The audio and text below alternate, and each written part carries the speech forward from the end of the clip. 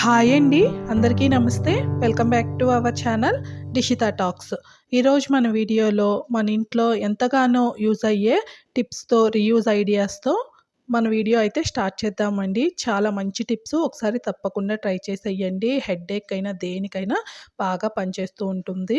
దీనికోసం అయితే నేను ముందుగా స్టవ్ ఆన్ చేసి ఒక పెనం పెట్టుకున్నానండి. మనం దోసలు వేసే పెనం పైన ఒక స్పూన్ వరకు అయితే మనము వంటకి వాడే పసుపు ఉంటుంది కదా! ఆ పసుపునైతే ఒక స్పూన్ వేసేసేసుకోండి. లో ఫ్లేమ్‌లో పెట్టుకొని ఇలా కలుపుతూ మనము పసుపుని అయితే ఇలా ఫ్రై చేసుకున్నట్లు చేసుకోవాలి అనమాట. దీని నుంచి చూడండి సన్నగా అయితే మనకి పొగ వస్తూ ఉంది కదా! ఈ పొగని ఎవరికైతే మైగ్రేను, తలనొప్పి ఉంటుందో వాళ్ళు పీలుస్తూ ఉన్నారు అంటే ఆ తలనొప్పి, మైగ్రేన్ అనేది చాలా త్వరగా ఇమ్మీడియేట్‌గా తగ్గిపోతుందండి.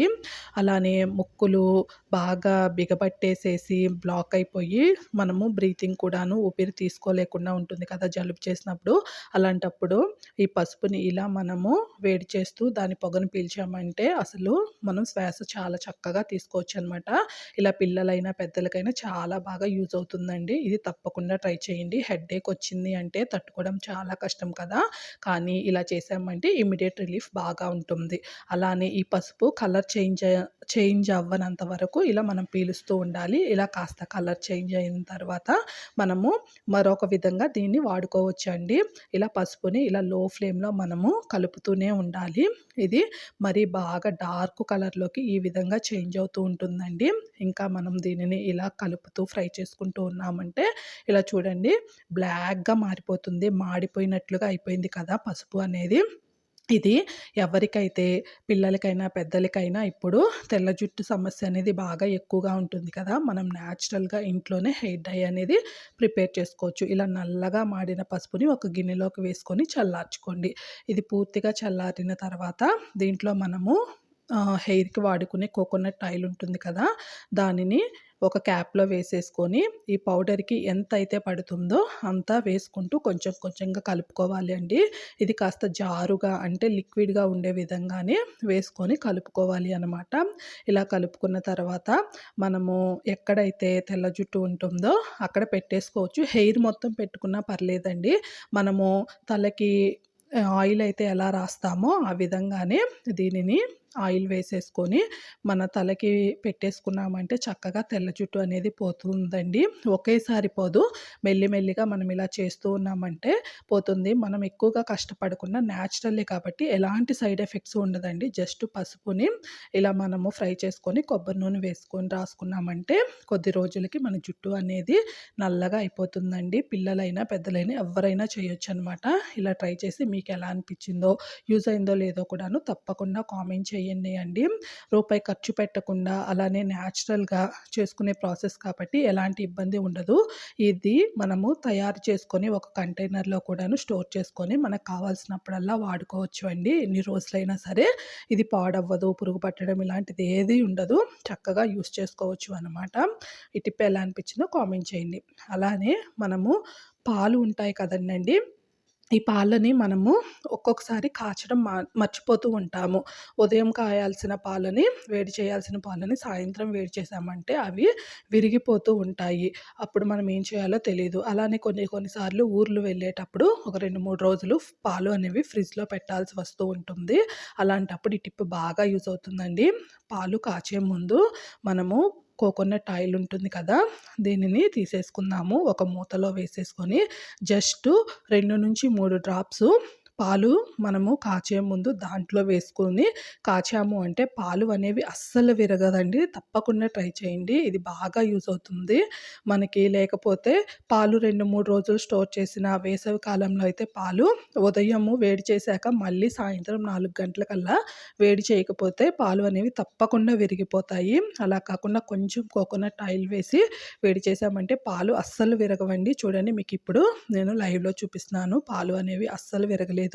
నేను మార్నింగ్ పాలు ఈవినింగ్ కాచి మరీ చూపిస్తున్నాను. చక్కగా పాలు అనేవి అలానే ఉన్నాయి. చేదు ఇలాంటిది కూడాను ఏమీ ఉండదనమాట. ఇలాంటి టిప్పు మన ఇంట్లో చాలా బాగా యూజ్ అవుతుందండి. ఒకసారి ఇది కూడాను ట్రై చేసేసేసేయొచ్చు. ఇప్పుడు నేను మస్క్ మిలన్ చూపిస్తున్నానండి. మనము ఇలాంటి కర్బూజా ఫ్రూట్స్ అనేవి తెచ్చుకుంటూ ఉంటాం కదా మార్కెట్ నుంచి. వేసవికాలం పిల్లలకైనా, పెద్దవాళ్ళకైనా ఇది చాలా మంచిదండి. వాటర్ కంటెంట్ అనేది చాలా ఎక్కువగా ఉంటుంది కదా!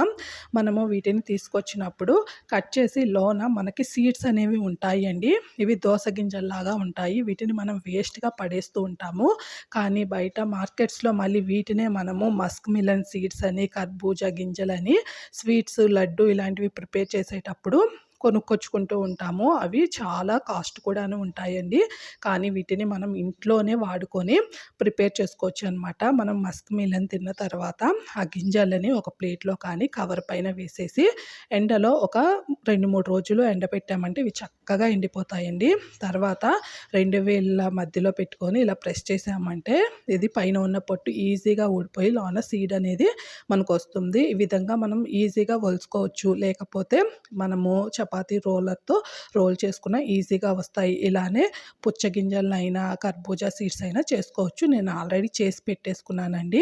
కాకపోతే మనకివి సైడ్స్‌ని బట్టి వస్తూ ఉంటాయన్నమాట. పెద్ద గింజలైతే పెద్ద సైజులో, చిన్న గింజలైతే చిన్న సైజులో వస్తూ ఉంటాయి. ఇలా మీరు కూడాను చేసేసుకోండి. అలానే మనము కుక్కర్ రెగ్యులర్‌గా వాడుతూ ఉంటాం కదండీ! రోజు కుక్కర్ వాడడం వల్ల కింద చూడండి వాటర్ మరిగి మరిగి ఇలా గార పట్టినట్టు తెల్లగా ఫామ్ అయితూ ఉంటుంది. ఇది ఈజీగా మనం ఎక్కువ కష్టపడకుండా పోగొట్టుకోవచ్చనమాట. దీంట్లో నేను మనకి పాడైపోయిన నిమ్మకాయలు ఉంటాయి కదా! అసలు అవసరం లేదు, కుళ్ళిపోయాయి, అలానే వాడుకోగా ఉన్న తొక్కలుంటాయి కదా! వాటిని వేసేసి ఒక 2 స్పూనుల వరకు బేకింగ్ సోడా, 2 క్యాపుల వరకు వెనిగర్ వేసేసుకొని కొంచెం డిటర్జెంట్ కూడాను వేసేసుకోండండి. ఇది ప్లేట్ మునిగేంత వరకు వాటర్ పోసేసుకొని మనం స్టవ్ పైన పెట్టి విజిల్ పెట్టి ఒక 3, 4 విజిల్స్ వచ్చే వరకు ఉంచిన తర్వాత తీస్తే చూడండి కలర్ చేంజ్ అయిపోయి మనకి మురికి ఆల్మోస్ట్ వచ్చేసింది. ఇప్పుడు నిమ్మకాయలను తీసేసి వాటర్ తీసేసి దీన్ని మనం ఈజీగా క్లీన్ చేసేసుకోవచ్చు అండి. ఒక స్పూనుని తీసేసుకొని వీడియోలో చూపించిన విధంగా జస్ట్ మనం పైన ఇలా అన్నాము అంటే మనకి లోన ఉన్నది ఇంగో చూడండి మొత్తం కూడాను ఈజీగా వచ్చేస్తుంది. మీకు ఇప్పుడు కడిగిన తర్వాత నేను చూపిస్తున్నాను చూడండి ఎంత నీట్‌గా ఉందో. ఈ సైడ్స్ అయితే నేను ఫస్ట్‌లో తెలియకండి గీరేసాను అనమాట స్పూన్స్‌తో, నైఫ్‌తో, అందుకని అట్లా అయిపోయిందనమాట.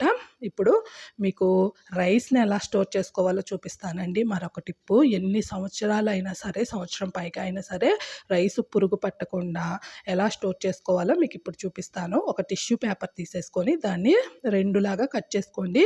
ఇక్కడ 2 అనే కాదండి, మీకు ఎన్ని కావాలో అన్ని విధాలుగా కట్ చేసేసుకొని దాంట్లో ఒక హాఫ్ టేబుల్ స్పూన్ పసుపు, 4, 5 మిరియాలు, లవంగాలు వేసుకొని వీడియోలో చూపించిన విధంగా దీన్ని ఫోల్డ్ చేసేసుకొని మన ఇంట్లో రబ్బర్ బ్యాండ్స్ అనేవి ఉంటూ ఉంటాయి కదా! దీనిని ఇలా వేసేసుకుందాము అండి. ఇలా మరొకటి కూడాను అలానే ఫోల్డ్ చేసుకుంటున్నాను. ఇలా మనకి ఎన్ని కావాలో మన దగ్గర ఉన్న రైస్ క్వాంటిటీని బట్టి తీసుకోవాలి. ఇప్పుడు నేనైతే రైస్ బ్యాగ్‌లోనే వీటిని డైరెక్ట్‌గా వేస్తున్నానండి. రైస్ చూడండి అస్సలు పురుగు లేకుండా ఎలా ఉన్నాయో. ఇలా చేయడం వల్ల సంవత్సరం పైగా అయినా సరే రైస్ అలానే ఉంటాయి. వీటిని లోపల వరకు పెట్టాలండి. అలానే మరొకటి ఏంటంటే వెల్లుల్లి రెబ్బలున్నా సరే వెల్లుల్లిపాయలని మనం రైస్ లోపలికి పెట్టామంటే అస్సలు పురుగు పట్టుకోకుండా ఎన్ని రోజులైనా ఫ్రెష్‌గా. ఇలా మీకు ఈ టిప్స్ అన్నీ ట్రై చేసి దీంట్లో ఏది బెస్ట్ అనిపించిందో తప్పకుండా నచ్చితే లైక్ చేసి మన ఛానల్‌ని సబ్స్క్రైబ్ చేసి సపోర్ట్ చేయండి. Thank you.